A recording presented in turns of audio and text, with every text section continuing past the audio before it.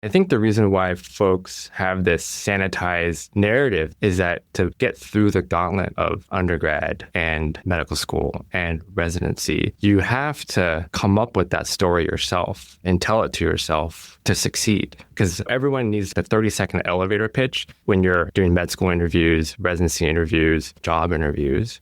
No one wants to hear this huge, tumultuous story that you have.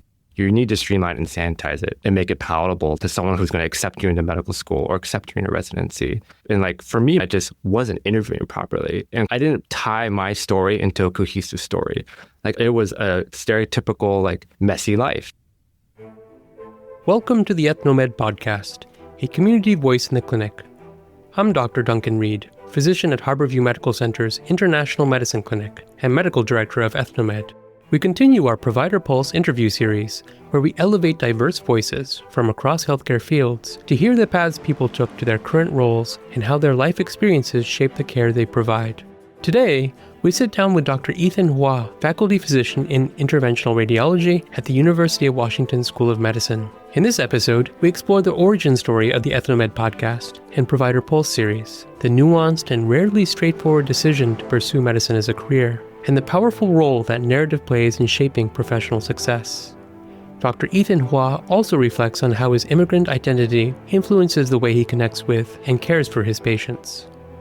Whether you're an undergraduate contemplating a future in medicine, a healthcare professional seeking inspiration, or simply curious about the human stories behind the white coat, this conversation offers insight, honesty, and encouragement. I appreciate you coming all the way over here post-call. Oh, no problem. Happy to. Can you introduce yourself? My name is Ethan Hua. I'm Interventional Radiology faculty here at University of Washington. Went to undergrad at UC San Diego, and I did a master's there as well, and did my residency at University of Washington, Diagnostic and Interventional Radiology. So the idea behind doing this podcast was working with undergraduates from the Minority Association of Pre-Medical Students while they were shadowing me in the International Medicine Clinic. Mm-hmm. And then I asked them, I was like, well, where do you learn about medicine? Do you know where? Mm-mm. Reddit. And they told me there's two different stories on Reddit. There's one where someone did everything right. They're brilliant. They got into Harvard and they're bragging about it. And there's a sob story where everyone did everything right and then didn't get in and are miserable and can't do it. And what they said was that there wasn't any middle story. There wasn't a story about people that looked like them, that represented them, where people, maybe it wasn't particularly easy, but then ended up somewhere. And they said that was a missing story. So the idea behind this was just that you're talking to some kid or a younger version of yourself. And you're like, what was your path and what were you interested in? Yeah. Does that sound reasonable? Yeah. I think it sounds reasonable. That's funny. The Reddit thing, though, it's like most internet forums, it just captures the extremes, right? It captures the person who's going to be the loudest of their success and the loudest of their failure. And the folks in the middle are, someone like me who's sort of struggled, not really struggled, but had to find the path to medicine. We're busy doing that, really, and not really talking about it on Reddit. So I think it's really valuable to have these conversations and have podcasts like this to set an example for these folks that, this is very possible. And it's really just about kind of raising awareness that is realistic, and not in this fake internet world of the extreme success, the extreme failure, but really the practical middle ground. And then I felt the other thing too is if someone's shadowing you, or maybe just in medicine in general, you tell this very sanitized story. You know what your script is. And you have this story arc that you tell everyone else. And in some senses, it's very artificial. Right. And I feel like it doesn't give room for the self-doubt. It doesn't give room for the failures or struggles.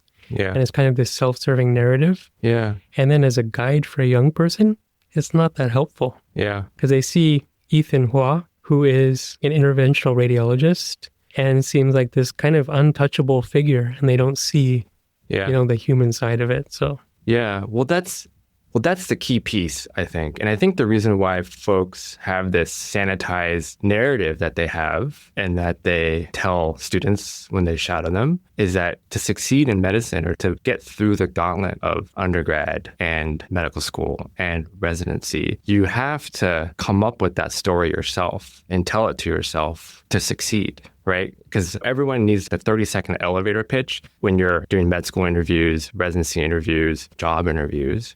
No one wants to hear this huge, tumultuous story that you have. you need to streamline and sanitize it and make it palatable to someone who's going to accept you into medical school or accept you into residency. And you just you keep telling yourself that enough that that's what you keep. And like for me, my own personal story, so I had to apply to medical school twice. The first time I got very good interviews. When I went for an interview, I just wasn't accepted to any school. So the second time around, I talked to my mentors and I said, what do you think happened here? And no one really had a good explanation for me. And there's one kind of peripheral mentor that I had that's like, it seems like you got these good applications and you had these good schools interview you. But after the interview part, things kind of broke down. So let's do a mock interview. So I did a mock interview with him. And then I think he identified these key pieces. One, I just wasn't interviewing properly. And kind of what I was alluding to, I didn't tie my story into a cohesive story. Like it was a stereotypical, like messy life. My folks came here as refugees. I'm the first person to really finish high school. My parents were in high school. I'm a Vietnamese immigrant. I'm actually part Vietnamese Chinese, but they were living in Vietnam. They never finished high school. I'm the first to finish high school, finish college, go to medical school. And that's kind of how I told my story. I was like, I kind of bounced around like this and thought about medicine, but I really wasn't like super passionate about it, And then I didn't know what to do. So I did a master's. So after I finished my bachelor's at UC San Diego, I did a master's in biology. And this is how I told the interviewer this. I was like, I didn't know what to do. And I just did a master's because I had no idea about what to do with my life. And then eventually I kind of came around to medicine and realized how important it is and how impactful it is in other people's lives. But I kind of told it in this really haphazard way where I didn't have any forethought, and they don't want to hear that. I think that's what shot me down in that first set of interviews. So my mentor said, like, even though it's not true, you got to come up with an arc to tie everything together and sell it that way. And I think that is probably a common problem for folks who come from backgrounds who are traditionally underrepresented in medicine, who don't have good mentors in academia, or who are very successful in the corporate ladder, to kind of teach them these things. And it's not just for medicine, right? It's like succeeding in any field, to move forward in any field. Is to have this narrative arc for yourself. Yeah, at least to have a narrative arc, but to identify key people who are going to help you to streamline an arc to help you succeed in whatever field you want to go to. Like I said, I'm just rambling. But when you're sitting down to convince someone, hey, give me this job, or let me go to medical school, let me go to residency, you got to do it in a succinct, rational way in a minute. And you really have to develop that and have someone tell you that. And I think no one told me that until I failed at it. And I got lucky enough that I got a second chance. And what was the pitch? What was your refined? What's your refined story? My refined story, it's nothing magical. Something along the lines that I've always been interested in biology, the human body. And honestly, I wanted to be a marine biologist for a long time. I went to UC San Diego. I worked in a fish biology lab, and I realized that I didn't really want to be the person developing a drug or tool to use in medicine. Like, I wanted to use that thing. And that's what I realized towards the end of undergrad. And then when I was doing my master's, I was, again, developing these drugs and doing some stem cell biology work to improve the human condition that way. I really wanted to be using them, not really developing them. So I kind of used that to pivot, and I joined actually another lab that used stem cell biology in a more clinical realm. And so I was actually collecting the stem cells, doing skin biopsies, and collecting cells that would eventually turn into stem cells from patients. And that kind of springboarded me into the medical world. And then radiology is a whole other different thing. Yeah. Can you tell us about this family history? So my grandparents, Chinese in Canton, southern China, escaping communism in 1949, fled to Vietnam. My mom is Chinese, my dad is Vietnamese. I ended up being half Vietnamese, half Chinese. Those two, fleeing communism after the Vietnam War, immigrated to Southern California. And so me and my sister were born in Southern California. And what did your parents do for work? My mom, she essentially kept a little shop. My grandparents had a shop in Da Nang, Vietnam, and she just sold coffee beans. I don't know what my dad did. Every time I hear stories about my dad during that time, he's always goofing off somewhere, riding a motorcycle around or something. And then when they immigrated here, my dad actually worked at Circuit City. Remember Circuit City? He sold speakers. And then when the real estate boom kind of got big, he worked on getting his real estate license, and he worked as a real estate agent for a bit. He's since passed away. My mom ended up working in just sort of some clerical work when she got here, and she's retired now. How old were they when they moved here? That's a good question. I never really know the true age of my parents. Every time I asked my mom, she was always making something up. She's like, oh, my documents say this, but I'm really this. And every time I asked her, it's something different. So I'm going to say they came here in 1980. They're probably like late 20s. And were they refugees? Yeah, they came here as refugees. They initially actually came to San Francisco, California, because all my extended family ended up there. And my dad got a job actually working in a factory in Orange County, California. So he moved down at that point and then ended up learning English. And he was kind of always into stereo equipment. Even as a kid, he was always like listening to the Beatles in the 60s and trying to piece together some type of high fidelity audio system. So it was actually like a very natural fit for him to work at Circuit City. So how was growing up? Where did you grow up? Yeah, we grew up in Tustin, California. That is like 10 minutes from Disneyland. I think my mom, and I think a lot of, at least within my network, a lot of folks who came from immigrant backgrounds or were refugees, at least in the Asian culture, there's a lot of effort to become assimilated into America. So my mom did a lot of things to make me American. She put me in baseball, America's pastime. So I played baseball for 5-6 years. She enrolled me in Boy Scouts. I was like a Boy Scout until I actually got kicked out of Boy Scouts because my mom, I don't think she didn't really know what Boy Scouts was, but she was like, this is what American boys do, so you should be a Boy Scout. And then there's like a camping quota, so I had to go to 2 camp things, I don't know, every month or 2. And she was terrified of that, so she wouldn't let me go. But I'm like, this is the whole idea of being a Boy Scout. So I actually didn't meet that quota and I got kicked out of Boy Scouts. There's a kind of a lot of that, a lot of tug and pull of trying to maintain your identity as someone who's Chinese Vietnamese, but also trying to be a part of this culture that they don't really understand, right? Like the folks who come over here, they don't really understand what the American culture is like. And so I find that it was a little, and I'm sure a lot of people share the story, it was really challenging to have your foot in each room at any given time and really not having a lot of guidance in that way because, my parents didn't really speak English that well. They didn't know how to guide me to succeed in America. And so I think that was something that was really missing. What language did you speak at home? I speak predominantly Chinese. My parents both speak Chinese, Mandarin, Cantonese, Vietnamese, French, and English. I'm a deadbeat in that way. I can only speak Cantonese poorly and English. They just did it. I think they did it by design. Like they taught us Cantonese, and anytime the conversation got good as a kid, it would switch to Vietnamese, like mid-sentence, it'd get really good, and then you wouldn't understand anymore. So you're even speaking a different language at home. How was school? Were there other people that looked like you in school, or did you feel that you were different, even like elementary school? Yeah, that's a good question. We got lucky. Growing up in Orange County, California, there's a little Saigon, Westminster, and Garden Grove. And so there were folks that looked like us, that had this kind of the same background, the same culture as us. So we didn't feel so isolated. At least we had that type of cultural support when we grew up. I don't know how to describe it exactly, but moving up, what people perceive as success in America, I don't think we really had that guidance growing up. And so I think that's a piece that can be incorporated earlier if you're coming from an immigrant family or refugees. How were you as a student? I was lucky enough to be a good student. I think part of it was my mom was sort of a traditional tiger mom. And I remember very clearly from like first grade, she was like, you need to crush school. You need to get straight A's right now, or else you're not going to go to a good middle school and not go to a good high school, and you will never go to college. And I remember being like a terrified first grader. It really, I think about this a lot now because now I'm a dad and I have a 4-year-old, and we're starting to think about what's going to be the best education system for him, which I don't know the answer to. But I think I was lucky that my mom really drilled in the importance of excelling in academics. And I think that's obviously the foundation to all of this, right? You got to really exceed in that basic level first. How about socially? Yeah, socially, I think I found what stands out growing up is high school, really.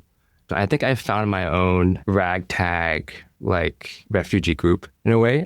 Growing up, going through elementary school and middle school, I never really felt like I had a group that I belonged to. My mom put me in Chinese school, every Sunday, and I hated that. And I never really got along with the kids there. And then when I went to high school, I actually moved from Tustin to Irvine. They're adjacent cities. Irvine is extremely affluent, extremely Asian. Compared to Tustin, it's actually more Latino. And I just, I kind of stumbled into this group of misfits in a way. So I hung out with this group. My good friends, one was from Bangladesh, the other was Guatemalan, Lebanese, Filipino, and a guy from Afghanistan. That just became my core group of friends, the 6 of us. And we would just do what stupid suburban kids would do. We would try to sneak into movie theaters. We would drive too fast on surface streets, just basic kid stuff. But I think finding that group of folks who didn't quite fit, and we just became our own little support group in a way. Was that just a tacit understanding amongst you guys that you didn't quite fit? I think so. I don't think we were emotionally aware enough to actually piece it together and talk about it. But there's just something very natural about how we hung out and joked, and it just seemed very easy. And how was high school? You were still doing really well. Yeah, I think the reason why we moved to Irvine is they were known to having a very good public school system. So that's why my mom made the move, because their schools were based off where you lived. And I just continued to, do well and take the AP classes that will help you get credits for college. But again, I think, I'm not trying to say that I was so special. It's more like I had a mom who instilled fear in me from an early age. I owe that to her. I owe a lot of that to her. What did you want to do when you were in high school, or did you not have a good sense? I don't think I had a good sense, to be honest. It was almost like I was doing well in school because my mom told me to, and I had the fear of not doing well. But I didn't really have a passion that I was working towards. I remember very clearly when I was a senior, I had a girlfriend at the time, and she was applying to do this bachelor's BSMD program. I don't think they exist so much anymore. But you could essentially go right into this program where you do 4 years of undergrad, and then you automatically go into the MD program. And I remember not really understanding that. And I remember I was driving her to her interview. It was at UC San Diego. And I didn't know at the time, but now when I reflect back on it, I was like, man, I was really just a loser boyfriend who was hanging on to this really driven woman who knew what she wanted in life, who got into this BSMD program, which is insane. I think they only accepted 4 students for the class. The MD class would eventually be 200. And I'm just this dorky guy who's just driving her, just making sure she's not late. I was such a slacker. But I really didn't know. And then I think I always had a predilection for the sciences, like mathematics, engineering, or biology of some sorts. But I really didn't know what I wanted to do. And then where did you end up going to college? I also ended up going to UC San Diego. Again, in my very narrow view, I really didn't apply outside of California. University of California schools are really good schools. They're cheap schools. And so I think UC San Diego by rankings was the best one I got into. I didn't apply to UCLA. I really wasn't into the LA scene. I grew up surfing in California. So, there's good surf there in San Diego. And they have a good engineering and biology program. And so that kind of was a natural fit, an hour from home. It was kind of a natural fit for me to go that way. And then what did you study? Or did you have a good idea what you were going to study when you went there? I don't think so. I think I listed my major as biology, again, because I had this predilection towards mathematics and sciences, but it really was just a placeholder. And as I was there, I started moving towards marine science. It just kind of fit pieces of there's science involved. There's biology, organic tissue involved. I like to surf, so there's ocean involved. And the Scripps Institute of Oceanography at UC San Diego is a really good program. And so those things kind of started to gel together. So I thought I was going to go that way. And I worked in some fish labs and some ecology labs. And I just remember cutting out chunks of one of the labs I was in, we were analyzing, I don't even remember, something, and tuna. And we just had frozen tuna from all over the Pacific. And I was just cutting out little square cubes of tuna and then putting it into this little tube and then cutting out another tube. And I did that for hours. And I just thought, this is not fun. This is terrible. And I couldn't really envision what it would be like as a career.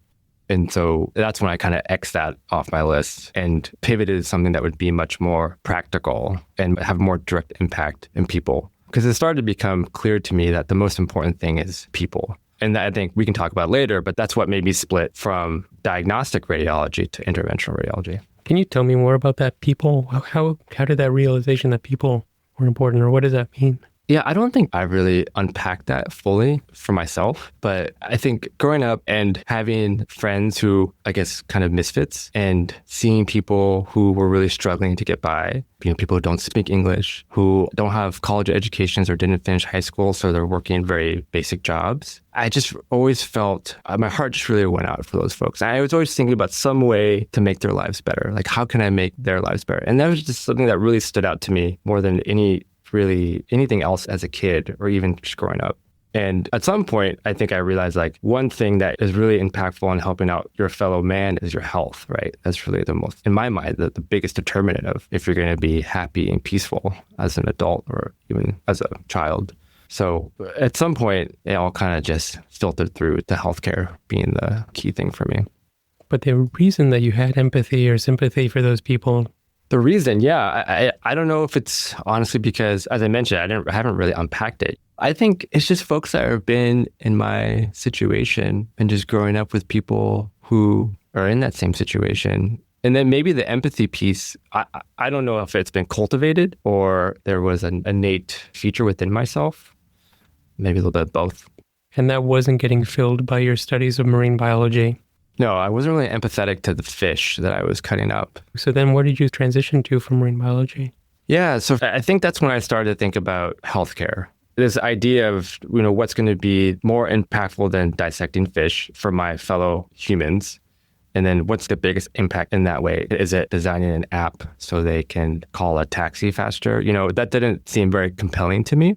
And then moving toward kind of the sciences and biology, putting that together, like healthcare just kind of checked those boxes. And to be honest, I didn't really think critically about all the fields within healthcare. I knew I'd find teeth disgusting, so dentistry wasn't, high on the list. And I think someone just pointed me towards being a doctor because I don't know any doctors. There's no doctors in my family. I don't have family friends who are doctors. Honestly, it just kind of came out of the blue. My closest interaction with someone who was in medical school or going to medical school was my girlfriend when I was in high school, honestly.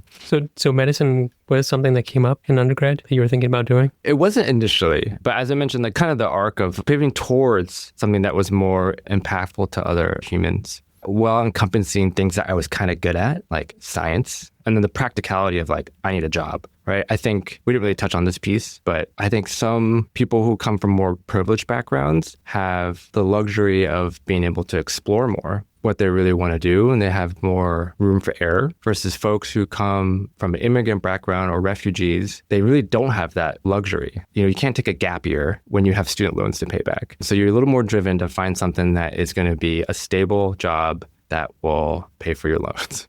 So I think those pieces sort of check the boxes. You're triangulating from these different things, yeah. Right? And you're finding they all intersect at this one point, and you're like, oh, actually medical makes sense and fulfills all of those different facets that you're looking for. And then where did you go from undergrad? Do you think you'd be ready to take MCAT and go into med school from undergrad? No, I wasn't. Yeah. I'm curious to hear other people. Some people say like there's an aha moment. There's no aha moment for me. It's kind of like just, as you mentioned, this triangulation of things just kind of coming into focus a little bit. And it's a messy thing. And it's like we talked about earlier, even though in the real life it's very messy, I think a key piece of succeeding is to make it seem clean, right?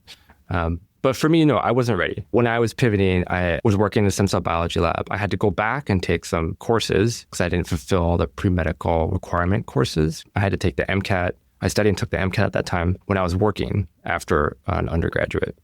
And then I got my act together and applied. As I mentioned, I was always pretty good academically. So I got interviews and then did interviews, which didn't go so well. And then again, identify key problems with it, fix that. But how about experience? Did you shadow anyone? Did you have any experience firsthand with any doctors?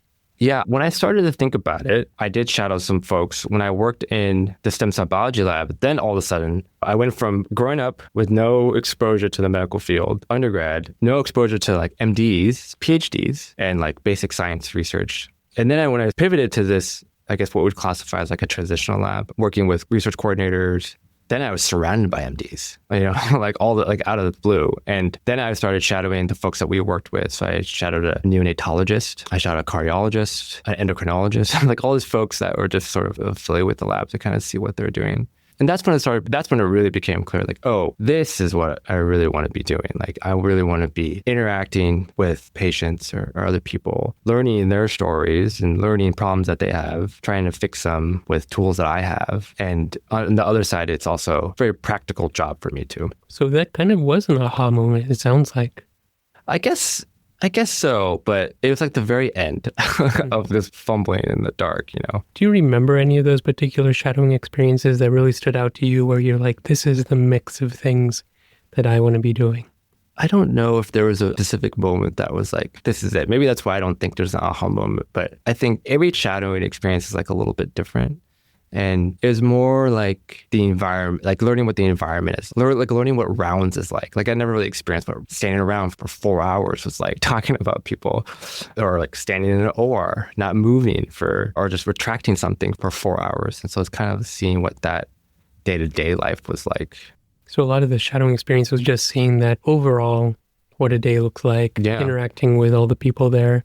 Do you remember having conversations with some of your lab mates or anyone there that was very insightful? No, not really. I think there were folks that said it's a good gig. No one brought this like pearl down to me that this is it. It was sort of like, it's not a bad gig. You know, you're doing good for people. Mm-hmm. It's a fun job. It's a rewarding job. It's a stable job. And, you know, that was kind of the gist of it. So then you submitted all your applications. Were you applying everywhere or still just in California, just surf spots? Yeah, I did end up applying everywhere because I think at that point I started speaking to the pre-med advisor or whatever. Yeah. And they're saying, this is what people do. Even if you are a competitive applicant, you apply everywhere. So I applied everywhere. At that point, I think I lived a very sheltered life. You know, born in Southern California. Mostly I traveled within California because my extended family lived in San Francisco Bay Area.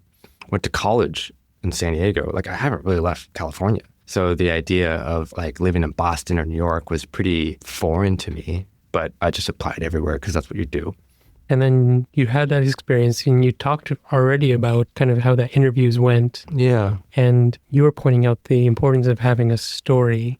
Yeah. And having a particular kind of story that resonates with an interviewer, but also resonates across fields. You're saying like having a story arc. Yeah. That's clear and that is well-defined, and that being the important aspect that was missing in your first application. Yeah. I think that's one piece that, and if there's anything you're going to take away from my rambling today, is that you need to find mentors in something that you want to do who is going to lay the roadmap out for you. Otherwise, you're just kind of fumbling in the dark. You can have a passion for something, but if you don't know the practical steps to achieve that, and really it comes from a mentor who's done it before, it's going to be really hard, I think, for you to achieve that goal. And then so what I was mentioning earlier about the specific thing of having a good story arc that you can present in an interview, that's one thing a mentor can do for you. And I think the reason why I'm here now is like, how do you find a mentor, right? Like that's, you know, if you're like me, who's from refugee parents who don't even speak English, who end up in Southern California, and you're hanging out with a bunch of other refugee families or immigrant folks who haven't really climbed this, I guess we can call it corporate ladder in America, who do you know who can give this roadmap to you? I got lucky, I think. I got lucky that when I was in college working in this fish lab, my primary investigator, he was a good mentor. And he said, if you want to do these things, you got to start thinking about taking these steps. And then when I joined this next lab, and the stem cell biology lab, outstanding mentor. And he's like, if you want to do these things, you need to do these steps. So I just happened to fumble my way into finding really good mentors who knew what they were talking about, who cared about me. What we want to offer is some program where we can bring mentors to people who are looking for, not the other way around, right? So we want to be able to have like a panel of mentors who are available for students who want them to achieve whatever goals they have, whether it be in medicine or something else. So what you're talking about is your own experience finding mentors that were so integral in you navigating this process to medicine that you had the good fortune of finding. Yeah. And it sounds like they're incredible, particularly because they were in different fields than where you ended up. Mm-hmm. But they were still supportive and it sounded like they cared about you. Right. Yeah. I think it's hard to find, you know, especially if you don't know where to look. This is something that we're doing in our department. And there's a lot of different levels. I know you're working on a sort of level too, but I think for us, we're just focusing on a group of middle schoolers and high schoolers. And I think you're more focused on the undergraduate level, but it's to really raise awareness that this is even an idea, right? So we've done outreach at different schools around Seattle. One of them is Mercer Asa International Middle School.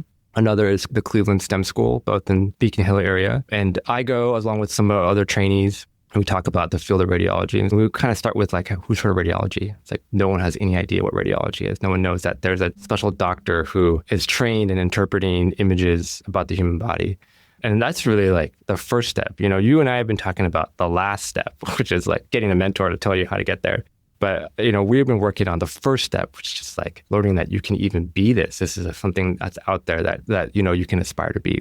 And what was the genesis of this? How did you come up with this? Yeah, I think this, it's not like a novel model, a novel idea. I think for me, what really drove home to me is the political climate, to be honest, and the last election and seeing a lot of these programs that used to champion diversity, inclusion, equality. We used to have a program that would bring high school students to University of Washington to a radiology boot camp and just like introduce the idea of radiology. And that in a way is finding mentors for them, right? We bring like 20 high school students. It's not going to stick for all of them, but if they want to go on and go into medicine, then we're automatically kind of their mentors because they've been exposed to us. That went away completely. And so I kind of relied on me and some of my colleagues to almost take a grassroots approach and just do it ourselves. I mean, this kind of came out of my neighbor is a teacher for Mercer International Middle School. And I was like, hey, what can I do? I kind of told him how we lost some funding to do the outreach that we were initially doing. What can I do in my spare time to help out? And he's like, we got this thing called Career Cafe where we bring over folks who different specialties and you can talk to students about what you do and what it takes to do it. And then from there, we met those career counselors and then they knew other career counselors at other schools and it's just been sort of growing from there. And who are the other people working with you? Right now, it's mostly, in my department, it's me and a few very enthusiastic residents. Is it only in radiology? Yeah, so we're trying to build some synergy with other departments here at University of Washington, but right now we're just only working within the Department of Radiology. Okay, well, let's think about it. If you want any internal med people, yeah, I think it would be a nice time to reach out. And when you're looking at these kids, do you see yourself in any of them? That's a funny question. I do, mostly in the sense that the cluelessness of it, because I was definitely like that. And I think that's the point, right? The point is to bring the awareness. Like you don't know what you don't know. And so it's rewarding for me to go talk to a group of 30 students who have no idea what radiology is or it's a specialty that they can do. And at least that when I leave, they have an idea of like what it is. It's funny, half of them are like staring off into space or like on their phone, but I can tell it's getting through because when you get to the end and there's questions, there's some insightful questions from them. What kind of questions do they ask? Some of them asked about like sort of radiation exposure, which I thought was interesting, because that's not something I would have thought of. Or what you need to be good at to become a radiologist. I mean, really, you and I were talking about medicine in general, but it's like people were like, do you need to be good at math? Like, because I kind of hate math. I'm like, I mean, you don't really need to be good at math, but you need to do well in your math class. But, it's funny to think what they view as barriers, right? Which is maybe like the most basic bolts of it. But really, in my mind, which we've been talking about, I think anyone has the capacity to do well in school and check that box. But really, it's like, my mind, the biggest barrier is having a mentor who will give you the roadmap.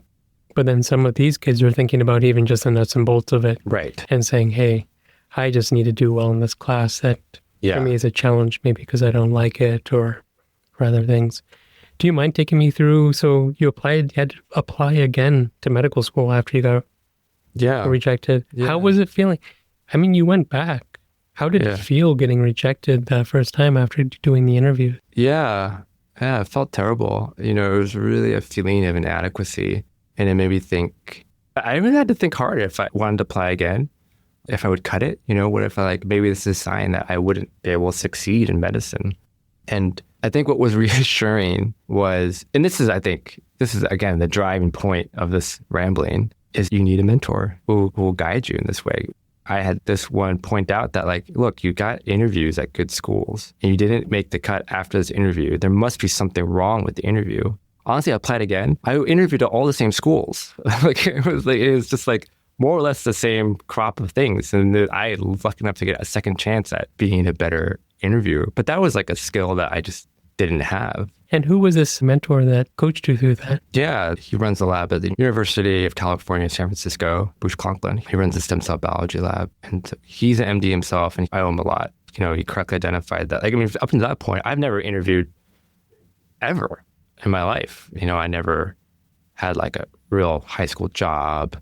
You don't interview to go to college, So that interview for med school was the first exposure to be in the real world. My folks didn't really do that. They couldn't really help me with that. My extended family, no one really spoke English enough well to help me with that. And so after that coaching, it made me feel a lot better about it. But like, it's crazy to think that in reality, kind of a very small piece of the puzzle could have stopped me from becoming a doctor. And my whole life now is like, my identity is a doctor. And it's amazing for me to think back that like, if I didn't get good coaching on how to just interview properly, that could have stopped this. My life can be radically different from this relatively kind of small piece of the puzzle. And what I would suggest is that there's even a cultural component to the way a story needs to be fashioned. Yeah. Because your audience is very specific. Mm-hmm. I don't know if you remember those interview committees, but at least the story they're looking for, my guess is a very kind of ethnocentric type of story that fits these certain categories that the average person can follow. And it creates a certain narrative. My guess is that this narrative probably even differs between America and even Europe. Right. Like what expectation? Or for like Vietnam, like what kind of interview or what kind of way do you need to present yourself in a different culture? Probably quite different. And maybe that's why your parents couldn't guide you, is because the expectations for the story you tell is quite different. This mentor that you had, he's American. He's half Japanese, half white. Yeah. And do you think that gave him some insight into? No, I think you're right. Yeah. Yeah, you're absolutely right. I think there's an element of you kind of have to sanitize it a little bit to make it like palatable. I'm not saying you got to change things, but I mean, it's kind of like anything, like you need to put a little bit of spin on it to make it understandable and to make it work for you. And so now I'm on the other side, right? I help coach medical students applying to residency. I sit on the admissions committee for the Department of Radiology. And it's interesting being on the other side and looking at people's stories about how they sell it to me, or or maybe like if I feel like I really enjoy their application and that they don't interview quite well, then I'm always kind of nitpicking, like, oh, is it the interview, right? Or are they missing something? Or is the story kind of weird? I give them a benefit of that doubt in that regard. But on the other side. So you have more insight even to what happened to you through this. Yeah, for better or for worse. Yeah. Well, I mean, it's the other question about how do you even judge someone about anything without... That's a whole other can of worms, yeah, and right? it's in the framework of your own experience, I think. And that's why I think that the mentor that was giving you that advice was able to see things probably partially from your point of view as well.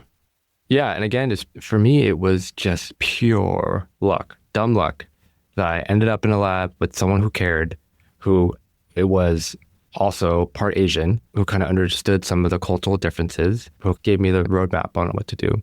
The whole idea is to give these resources to the folks who are looking for it and not have them just stumble into it. Do you mind telling me some about how medical school went, or where did you go to medical school? Yeah, I went to University of California in San Francisco, and medical school was fine. Like it wasn't like, I mean, it was hard work, but when I didn't get in through that first round, I had serious doubts, like, am I going to cut it? Do I have the academic skills to study hard, long hours and learn the material, understand the material? Like, that's what I was thinking about at that point. And then when I went through medical school, I was like, I mean, sure, you put the time in, you can get it done. I don't want to be like looking back with like rose-tinted glasses and thinking like, oh, it's so easy after you pass it. But it was very doable. And honestly, it was a great time. I love medical school. I don't know how you feel about it, but yeah, it was great. I met my wife there. And we talk about this a lot because, as I mentioned, we have a son now and we think about how to, raise him. I'm half Vietnamese, half Chinese. She's white. And so, we have this little weird looking mixed race kid. And we think about how he actually comes from a very privileged background with two physician household, but how is he going to navigate his cultural identity in Seattle moving forward? And then how radiology? So radiology, the way I see it, is one of these rarefied fields, right? Where it's highly competitive to get into. Yeah.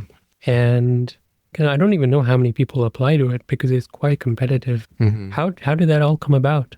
Yeah, that's a great question. And it makes me think, we keep talking about this narrative arc. And as I'm talking with you, I realize that even for my life, there's nothing like that. I wish I had like a clear message to like give people who are listening to this, but I think my life is an example of how really messy it can be, how jumbled it can be. Going through medical school, those who aren't familiar, you kind of go through core rotations. You spend a couple of weeks on medicine, pediatrics, obstetrics, neurology, so on and so forth, surgery. And I did all those. And honestly, they all were fine. but there was nothing that really stuck with me that like, this seems like something I could do. And maybe this is a theme in my life. I just get lucky. I had to fill a 2-week gap in my schedule. And the only thing that was open was radiology, a 2-week radiology elective. So I took that. And so I sat in the reading room. So, the way diagnostic radiology works is like a room. It's split into different body parts. So there's like the neuro reading room where a bunch of radiologists sit around and read things that are about the brain, CAT scans, MRIs of the brain. There's a chest reading room where they deal with the heart and lungs. So I was like one day in each one of those reading rooms and then one day in the interventional suite. So there's a subset of radiology called interventional radiology where you use image guidance to perform minimally invasive procedures, usually ultrasound or CT, to do things like biopsies or other angiography procedures. And if there was an aha moment in my life, I think when I ended up in the IR suite, the interventional radiology suite, that's when I started to think this could be for me. And what it was a really good mix of just technology and imaging, but also you're still improving the human condition. You're very tangibly curing a sickness. Diagnostic radiology is really more interpreting images. So I mentioned the workflow to sit in a room and just read kind of CAT scans and MRIs all day, every day. And you'll very uncommonly touch a patient. Versus interventional radiology, you're dealing with patients all day. And so that marriage of using these really cool techniques to image folks, but also being able to talk to them, figure out what's wrong, lay hands on them, do a procedure, and we usually have an immediate fix. That whole package was really helpful for me. I think other pieces of medicine are missing like the technology piece, or they'll be missing the more tangible, practical fix, right? I think some folks talk about the thinking doctor and the doing doctor, right? I think you're a thinking doctor. Proceduralists are more doing doctors. I kind of knew I want to be more doing doctor piece. But I view interventional radiology, I think it's really the coolest, best specialty in medicine. We get to interpret a lot of our own images. I think other proceduralists don't.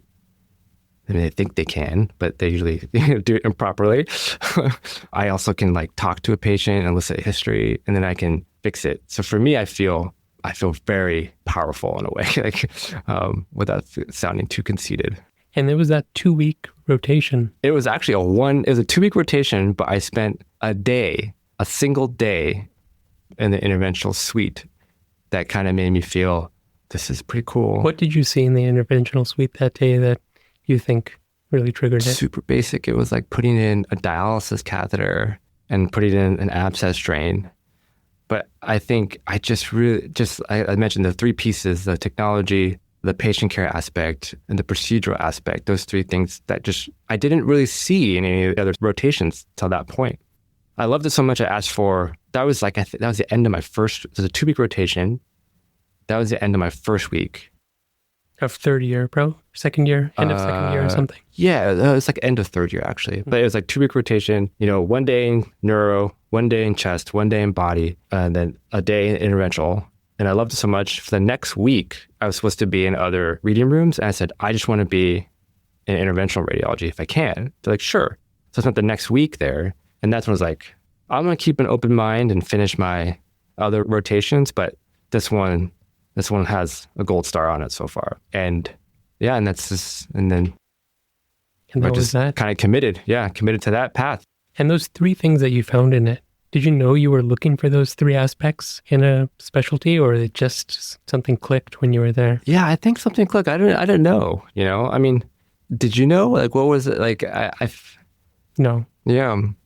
But I think interventional radiology, I would argue, is probably more specific suite of things. Internal medicine it's a little bit of everything too within it. So, and I say this with a caveat that I think I'm giving you the story arc right now. Yeah. I think at the time I didn't know. I think it was like, this is cool. And then I don't know why it's cool. And then I had to apply for interventional radiology. And I put this arc in my mind. And this is what I told interviewers of why I want to do interventional radiology. Okay. And now I'm regurgitating it back to you. Which is an important insight to make too. Yeah. Because we've been modeled and trained to create these specific story arcs that other people can understand. And then you did fellowship Yeah, the way it was then is you go into diagnostic radiology residency, and that's when you really focus on learning how to interpret images. So you do everything. You need to learn how to interpret x-rays, ultrasound, MR, CT, and throughout the entire body, the brain, pregnant ladies, kids. And that is a 4-year program. Everyone does an internship, right? That's the first year of your residency. It's an internship in either typically medicine or surgery. And then you do 4 years of diagnostic radiology. And then if you want to do interventional radiology, it's a year of fellowship at that point. So it's a year of just essentially doing procedures. But 4 years, long road. 4 years is a lot of diagnostic radiology if you didn't enjoy that in and of itself. Did you really enjoy it in and of itself? It was a hard 4 years, I think. I think in my mind, what kept me going was that to be a good interventional radiologist, you need to be a really good diagnostic radiologist. Like you need to know how to interpret the images of the body to be able to perform procedures on the body. And so there were some hard times, yeah, but it's very necessary to go through that whole pathway. But yeah, as you were saying, you view it as this really, from your medicine perspective, you view it as this competitive specialty that's very different from yours. And I never really had that in my mind, right? For me, it was just, this is what I liked. This is what I could see myself doing. It was really hard for me to see myself doing other specialties. Probably would have been fine, but it was hard for me to imagine. So I just kind of went for it. But I think it's telling too. So it's a gut feeling that you're attracted to something. And then maybe the story, intellectualization of why you found it interesting is this layer that's put on top of it. Yeah. Yeah, it's taken me, and this could be a message too. I've always used to poo-poo the advice of just follow your gut, because I think like a lot of people in medicine, we're very rationally minded. It's like, I need the reasons. I need the evidence. I need the pros and cons list of why I should make a decision. And, there are people throughout your life who'd be like, go with your gut. And I'd be like, that's absurd, right? My gut is irrational. I need to have the rational reasons of why I'm doing something. But as I've gotten older, I tend to go with my gut more. I think it's usually right.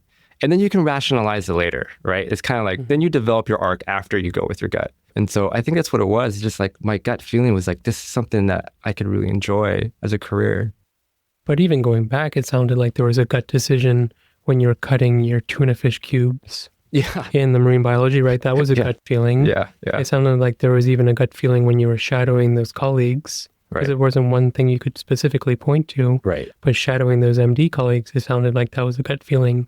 So it sounds like you have a track record of making gut decisions. Yeah, maybe that's just because I'm not smart enough to clearly articulate things or reasons behind things. But I think there's very good... have you heard about those research things where they ask people to choose between two posters?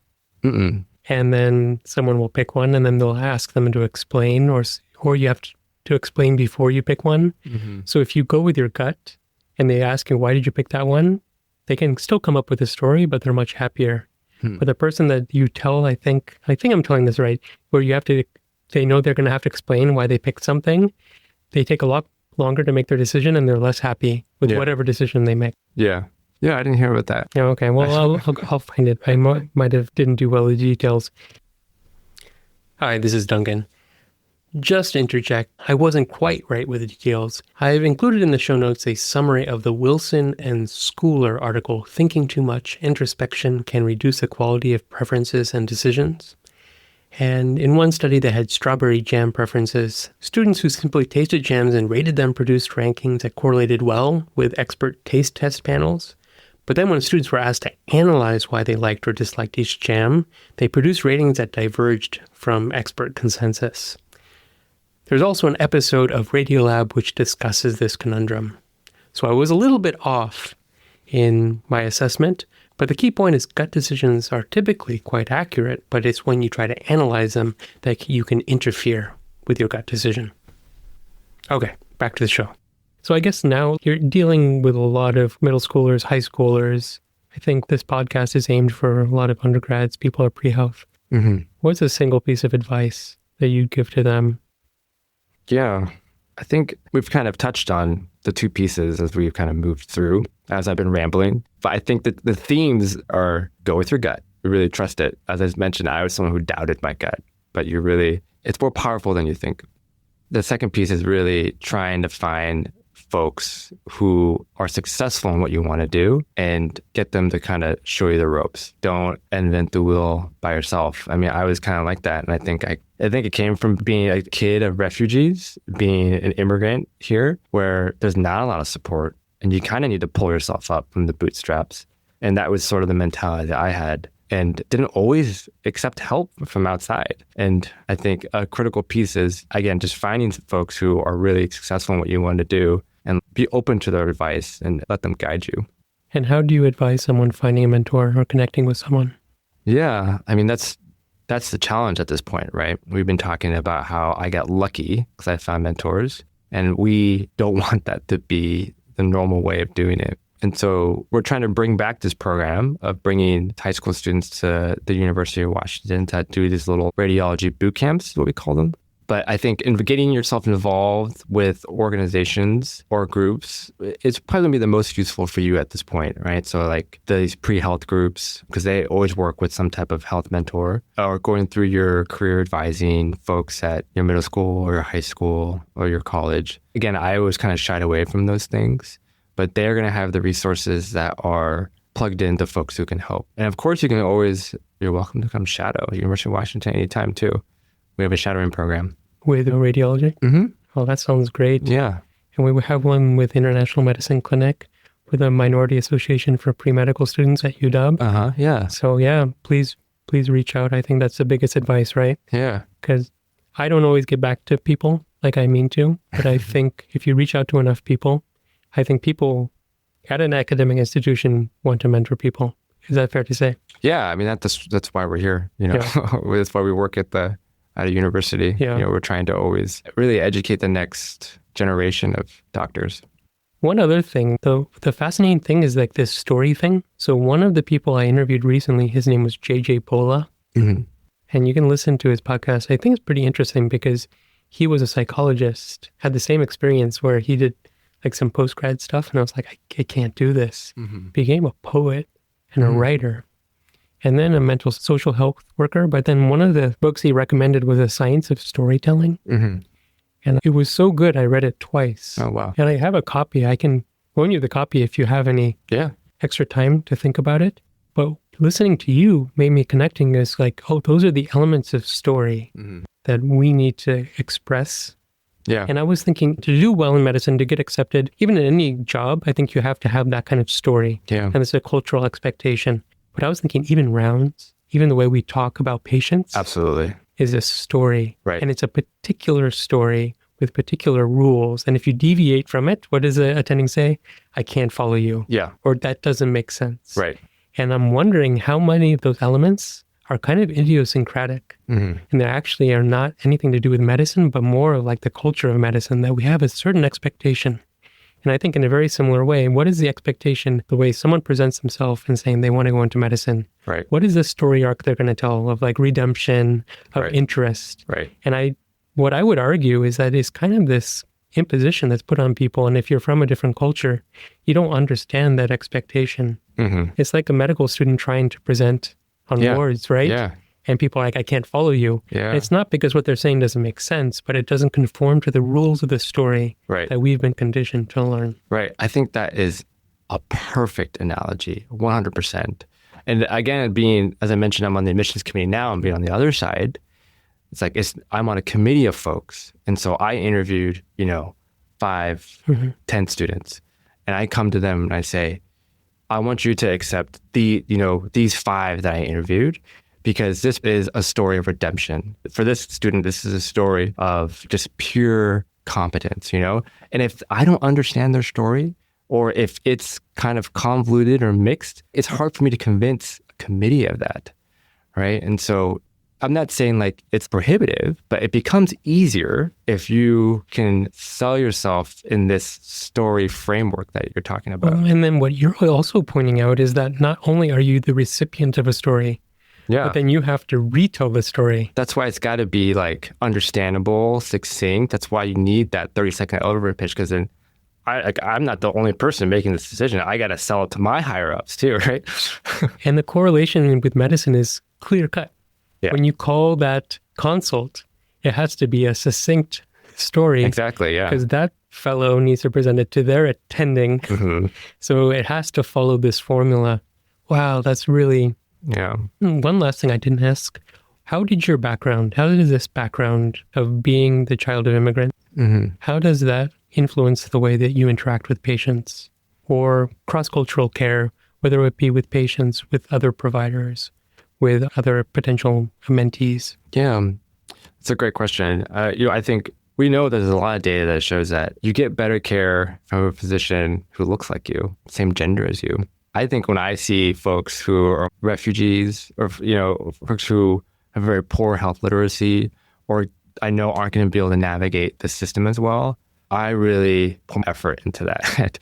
So I'm a procedure-based specialty. And if I think a patient needs a procedure that may or may not be covered by their insurance, I will really spend a lot of effort to help them navigate their insurance, going through like insurance network, writing appeals for them so they can get this procedure. Because I know they're going to have a hard time, they don't even speak English, like a hard time navigating this network. And I would do the same for any patient, honestly, but it would be more pressing for me to do it for this particular patient. It'd be on the top of my to-do list. And it just comes from a point where I think I can really empathize with, I can see myself as a kid or my mom. I've imagined my mom trying to navigate, who English isn't her first language, trying to navigate an insurance bureaucracy and robocalls and things. There's no way she can deal with that. And so I'm just much more willing to go the extra mile for something like that. Well, thanks so much for your time. I know your post-call today. Yeah. I really appreciate all of your insights. Yeah, thank you. It's been a pleasure to be here. Thanks so much for having me and letting me ramble here. That wraps up today's episode of the Ethnomed podcast. I want to thank Dr. Ethan Hua for sharing not just his professional journey, but also the deeply personal elements that shaped it. From growing up as a child of immigrants, to struggling with the first round of medical school applications, to discovering a passion for interventional radiology. What stands out in this conversation is the importance of finding mentors, to trust your gut even when the path forward feels uncertain, and to craft a story that makes sense not only to others, but to yourself. Dr. Ethan Hua reminds us that medicine, like life, is rarely linear. Our journeys are messy, our arcs are often built in hindsight, and yet these experiences give us the empathy and perspective to better guide the next generation. If you're a student or early career professional listening today, take this as encouragement to seek out mentors, reach out for shadowing opportunities, and begin shaping your own narrative. And if you're already in the field, consider how you might open doors for someone who is just starting out. Here is Jefferson Nguyen, first-year medical student at the University of Washington Medical School, and our guest for next week's episode. I need a job because at this point, my mom had lost her job. And when I graduated school, that was kind of a bittersweet graduation because I was like, I need to take care of the family like right now. And so when she went on unemployment, I was freaking out and I just wanted a job. And I found a job working through UW. It was at Harborview. It was the trauma and psychiatry lab. And I was working as a researcher, interviewing patients who had survived significant traumas like gunshot wounds, motor vehicle accidents, assaults, and just hearing their experiences and listening to these stories. Never easy, and not being able to do anything about it. So it got me exposed to a lot of different aspects of medicine and a lot of the nuances and disparities that exist in medicine. Thank you for listening to the Ethnomed podcast, a community voice in the clinic. If you enjoyed today's episode, please share it with a friend or colleague who might be inspired by Ethan's journey. You can also find more episodes on Spotify, Apple Podcasts, or wherever you listen. Be sure to visit our website at ethnomed.org for additional resources. Also follow us on YouTube and Instagram at ethnomedUW and on LinkedIn. Do you have comments or suggestions? We would love to hear from you at ethnomeduw@uw.edu. Thank you and see you at our next episode.